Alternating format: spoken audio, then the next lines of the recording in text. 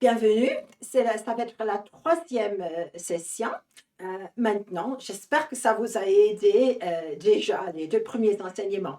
Et cette fois, j'ai très à cœur de partager quelque chose qui est super important.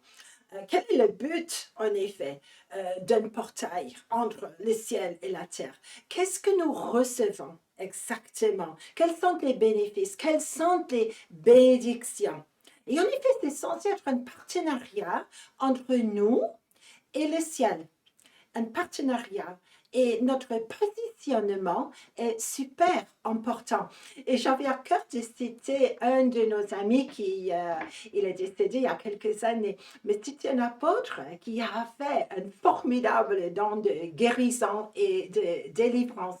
Et lui, il enseignait de manière merveilleuse, mais il n'a jamais, de ma connaissance, commencé à exercer le ministère avant un événement. Et l'événement, c'était qu'il voyait un ange particulier qui lui semble être attaché. Je ne sais pas ce que l'ange est devenu depuis la mort de notre frère, mais quand il voyait cet ange apparaître, il savait que l'ange allait l'aider à ouvrir un portail de guérison et il allait se mettre en partenariat avec l'ange. Et voilà, comme ça, il a vu pas mal de miracles. Si seulement moi, j'avais vu les miracles que notre frère, il a vu. Alors, c'est-à-dire que c'est pour nous aujourd'hui. Voilà, voilà. Et je suis sûre que les anges sont là. Quand nous, on doit exercer le ministère. Simplement, il faut être de plus en plus en partenariat avec eux. Et tous les bénéfices sont là, sont disponibles pour nous aussi. Alors, je vais refaire Jacob. Vous vous souvenez déjà qu'on a parlé de Jacob et l'escalier et les promesses de Dieu. Là, on voit que le portail qui a été ouvert, ça donne la promesse d'une alliance tout à fait spéciale. Jacob, il était un des patriarches, bien sûr, mais une promesse d'alliance et une promesse d'alliance, nous aussi.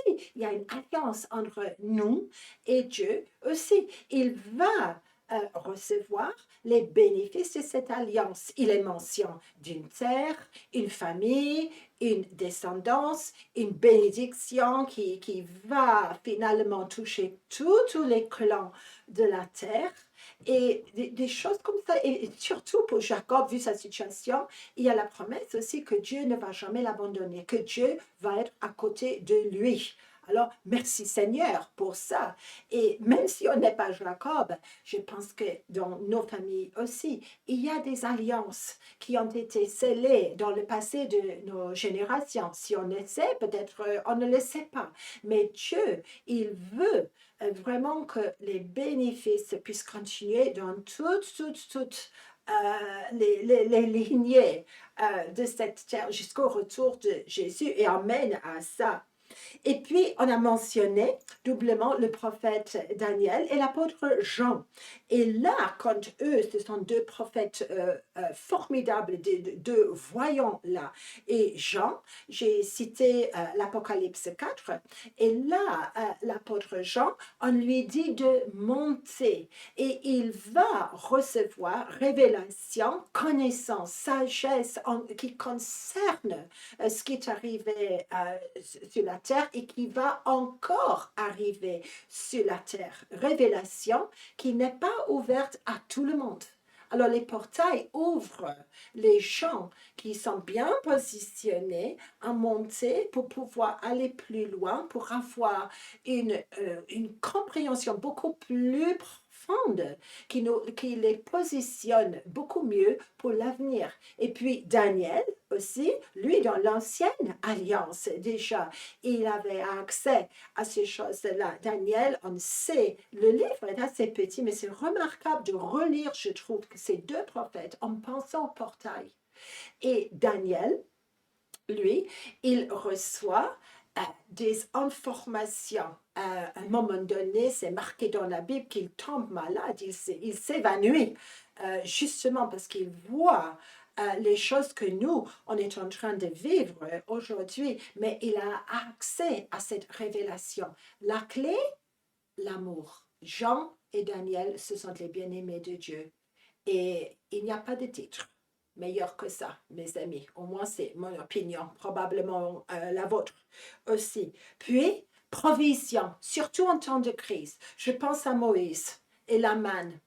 Et pourquoi la manne? Parce que manne veut dire c'est quoi? Parce qu'ils n'ont pas reconnu ce que c'est. Ils ont dit mais c'est presque comme des graines de coriandre. Mais ce n'était pas du coriandre du tout. Et c'est la provision du ciel en temps de crise suite à la demande du peuple affamé dans le désert. Est-ce que Dieu est différent? Aujourd'hui, je ne crois pas. Déjà, on voit des miracles. Et on va en voir beaucoup plus, à mon avis, à l'avenir, par temps de manque, par temps de faim, de sécheresse, etc. Et on sait que la manne, ce n'est pas juste normal, parce que si vous allez faire une petite enquête biblique, vous allez voir que la manne est mentionnée dans les psaumes aussi, où il y a un point marqué où les hommes ont mangé la nourriture des anges. C'est plutôt une nourriture angélique. Amen à ça, parce que, à regarder. Et puis, quelqu'un que j'aime énormément, c'est la juge prophétesse Déborah, et dans le livre des juges. Et j'aime énormément étudier le chant de Déborah. Après la victoire, elle chante, elle entonne un chant de victoire. Et elle mentionne deux choses qui sont très intéressantes par rapport au portail. Et dans le chant, c'est chapitre 5, elle dit, les rois sont venus, ils ont combattu, verset 19. Alors les rois de Canaan ont combattu à Tanak aux eaux de Megiddo.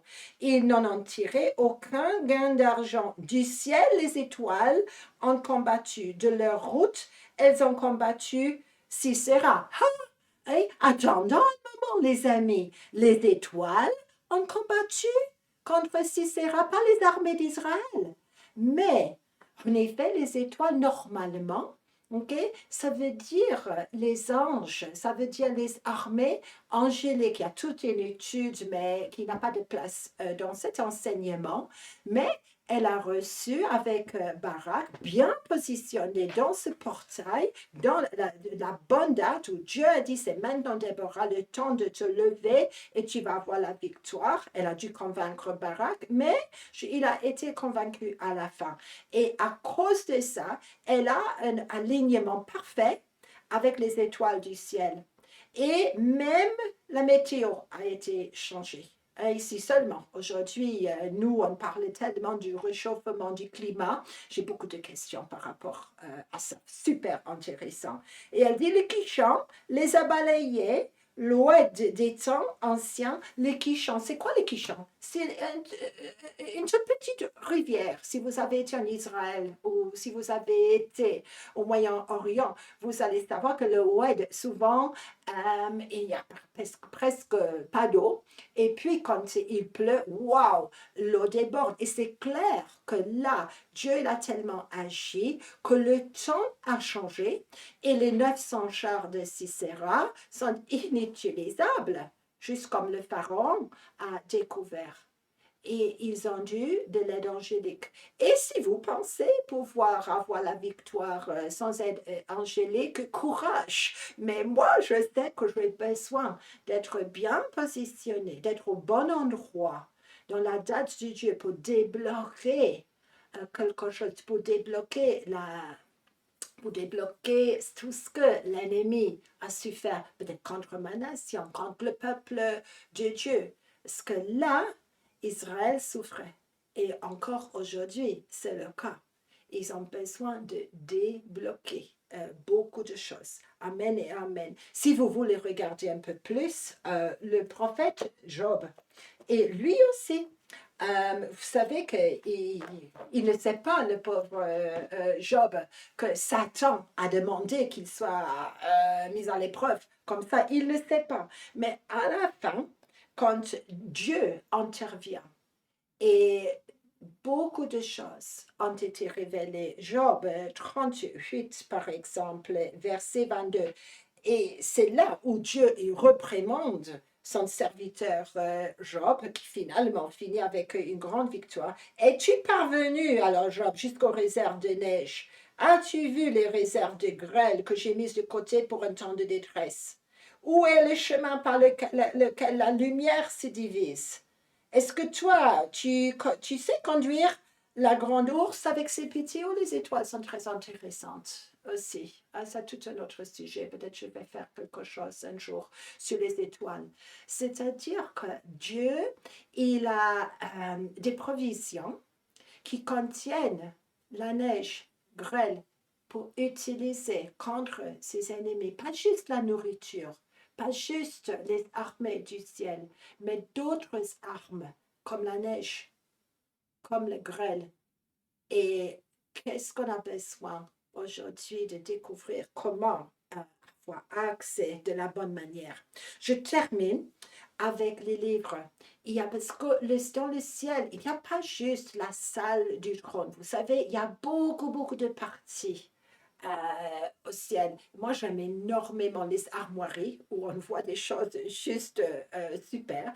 Et j'aime énormément les bibliothèques où tout, l'essentiel et tout ce qui est vrai est écrit. On peut avoir accès à toutes choses. Je cite Apocalypse 20, verset 12. Il y a d'autres exemples aussi. Et je termine avec une anecdote qui m'a été racontée par une prophétesse de l'Écosse qui est amie avec moi.